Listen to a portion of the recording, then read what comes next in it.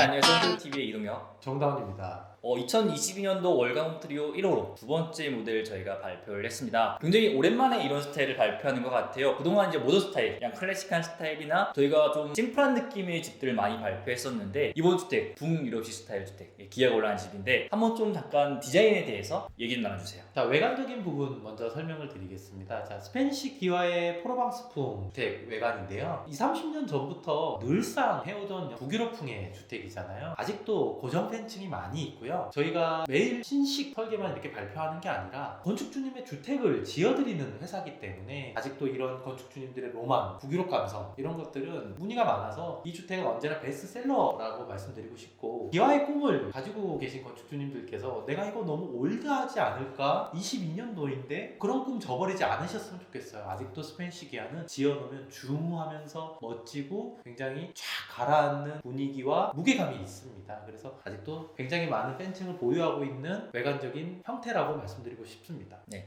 이 기아가 올라간 스타일은 솔직히 약간 호불호가 있긴 해요. 징크라고 하면은 이제 젊은 느낌과 차가운 느낌과 도시적인 느낌이 베이스라고 하면은 이 스페니시 기아라는 이 주황색 기아 같은 경우에는 솔직히 시크한 느낌보다는 굉장히 따뜻한 느낌. 맞아요. 그리고 좀 더 묵직하고 중후한 느낌. 이 기어 자체가 주는 무게감이 있거든요. 그러니까 지붕에서 싹 눌러주니까 집이 굉장히 안정돼 보여요. 다만 솔직히 새로 지은 집인데도 불구하고 한 1, 2년 전에 지은 것처럼 느껴져요. 왜냐면은 그 분위기 때문에. 하지만은 이 분위기에 한번 빠지게 된다고 하면은 아마 이 주택밖에 안 보이게 되실 거예요. 그래서 그런 부분에 대해서는 이런 스페니시풍이나 또 북유럽 스타일의 주택들이 충분한 매력이 있다, 이렇게 좀 설명을 드리고 싶어요. 일단 계율을 잠깐 좀 설명을 드리고 할게요. 건축 면적이죠. 면적 같은 경우에는 45평입니다. 실제 건축 면적이 45평이고 단층이에요. 단층 설계인데 다락이 형성된 그런 주택이다 라고 생각하시면 될 것 같아요. 평면 내부 공간에 대해 좀 설명 좀 부탁드릴게요. 1층 평면부터 설명을 드릴 텐데, 1층 평면 이렇게 전체적인 모습을 보면 별다를 거 없네 이렇게 보일 수 있겠지만, 이 평면에서 가장 중요한 포인트는 중간에 이렇게 디귿자로 들어가 있는 데크 자리 보이세요? 이제 거실과 주방이 만나는 공간이라고 보시면 되는데, 이쪽이 사람이 그쪽에 앞에 나와 있을 때 굉장히 프라이빗한 느낌을 받습니다. 왜냐면 디귿자로 이렇게 둘러싸여 있는 벽부 때문에 흔히들 우리 전원주택이라 하면 삼겹살 많이 생각하잖아요. 삼겹살도 거기서 구워 먹을 때도 훨씬 더 용이하고, 그리고 동선이 주방과 짧기 때문에 왔다 갔다 하기 편하면서 주방에서 또 이쪽을 바라봤을 때 뷰 포인트가 있습니다. 대형 창이 있기 때문에 뷰 포인트가 있어서 이 집에 어떻게 보면 데드 스페이스라고 볼 수 있는 공간이 내부에서는 형성이 돼 있지만, 이 내부에서 형성된 것을 외부와 연결되는 포인트라고 보셨을 때는 이 집은 45평형 이상의 단층 형태를 가지고 있다라고 보시면 참 좋을 것 같습니다. 솔직히 이 전원주택, 아파트와는 조금 다른 집이잖아요. 그러니까 단독주택, 전원주택을 부르는 건데, 이 넓은 땅에다가, 이 좋은 땅에다가 이 집을 지으려고 하는데 아파트 너무 똑같이 베껴 사실, 이거 나쁘다는 게 아니라 좀 바꿔도 되는데, 이 땅에 맞게 좀 변형을 시켜도 되는데 굳이 그대로 하시는 분들이 계세요. 그러다 보니까 너무 답답하고, 또 어떤 분들은 추위 때문에 창을 무조건 닫게 해야 된다. 근데 개방감이나 밝게 지내려고, 긍정적인 기운을 얻으려고 이 집을 짓는 건데 어둡게 꽉 막히게 이 창문 좁게 만들면 의미가 없잖아요. 그러니까 이런 것들은 여러분이 설계 반영할 때 1순위를 반영이나 이런 거 놓기보다는 일단은 개방감, 채광, 밝은 느낌을 1번으로 두고 그 다음에 단열성과 공간들을 좀 고민하시면 되게 좋을 것 같아요. 2층에 다락도 있죠. 다락 같은 경우에는 천창이 있는데 이거 한번 좀 설명해 주세요. 2층으로 직관적으로 이렇게 올라갈 수 있는 다락 계단이 형성이 돼 있어요. 막 다락 계단이라면 이렇게 막 꺼내가지고 하듯이 또 사다리 뭐 이렇게 올라가고 그랬던 게 아니라 집 내부에서 다락으로 올라가는 형태라고 보시면 참 좋을 것 같은데, 이 집의 외관을 봤을 때는 다락이 중심부에 높게 형성이 돼 있어서 외관적으로도 다락이 있어서 굉장히 커 보이고, 다락이 사실은 설계를 잘못했을 경우에는 창고화되는 경우가 되게 많아요. 낮은 층고 때문에 사람이 활동하기가 힘들고 가야 될 이유가 줄어들고, 그래서 창고화되는 경우가 있는데, 다락에 천창을 내게 되면 분명히 누수라는 단점은 완벽하진 않겠지만 올라가야 될 이유가 생기는 옵션적인 포인트가 있잖아요. 그러면은 그쪽이 창고화되기보다는 뜨겁고 춥더라도 올라가서 내가 누릴 수 있는 어떤 옵션적인 포인트가 있다라, 그렇게 생각이 들면 무조건 올라가게 돼 있습니다. 사용하게 돼 있고.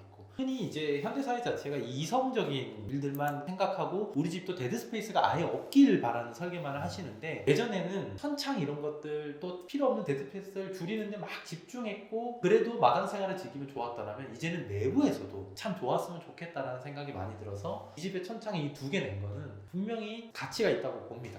이 다락 같은 경우에는 생각보다 시공을 많이 해드려도 활용도가 높지는 않아요. 나중에 이제 좀 찾아가 보면은 거의 창고. 아이들 키우는 집들은 그나마 좀 나아요. 많아요. 아이들 놀이방 정도로 전기가 되어 있는데 노부부가 사시는 이런 집들 가보면은 진짜 창고, 선풍기들 막 이렇게 있고 이게 약간 공간 활용이 좀 애매해지더라고요. 그래서 처음부터 만약 내가 다락을 하고 싶다 하시면요, 공간 목적성을 좀 명확히 설정하시는 게 좋을 것 같아요. 만일 뭐 수납장 좀 짜시고 앉아서 하는 베드 같은 거 있잖아요. 이런 거 좀 놔가지고 정말로 하늘을 좀 볼 수 있는, 하늘의 별 같은 거 볼 수 있는 이런 공간들로 여러분들 좀 구성하시면 좋을 것 같아요. 이제 마지막으로 이 집은 총 건축비죠. 제일 중요한 건축비는 저희가 부가세 포함된 3억 3,750만 원 일단 예산을 잡았고요. 물론 이것이 1년 뒤에 똑같을 거냐? 아니죠. 건축비는 매달 받게요. 그러니까 예산을 잡으실 때 좀 도움이 되고자 적어드리는 거니까 이렇게 좀 참고하시면 좋을 것 같습니다. 마무리 이제 정리해 주시죠. 단층주택에 대한 문의가 점점점 늘어나고 있어요. 예전에 전원주택이라면 2층 집, 3층 집 이렇게 하면서 높은 층고 이렇게 많이들 정형화됐다라고 하면 이제는 마당과의 연계성을 전원주택에서 가장 큰 포인트로 보기 때문에 저희 홈트리오도 전원주택 이꼴 마당이다 라고 22년도부터는 좀 이렇게 말씀드리고 싶은 것들도 있거든요. 그래서 절대 단층주택에 대해서 메리트가 없고 안 예쁠 것이다는 버려주셨으면 좋겠다라는 게 이 집의 총평입니다. 이번 월간 트리오 1호로 두 번째 모델은 여기까지입니다. 다음 모델에서도 저희가 좀 더 재미있고 알찬 기획 모델로 만나고 뵙도록 하겠습니다. 감사합니다.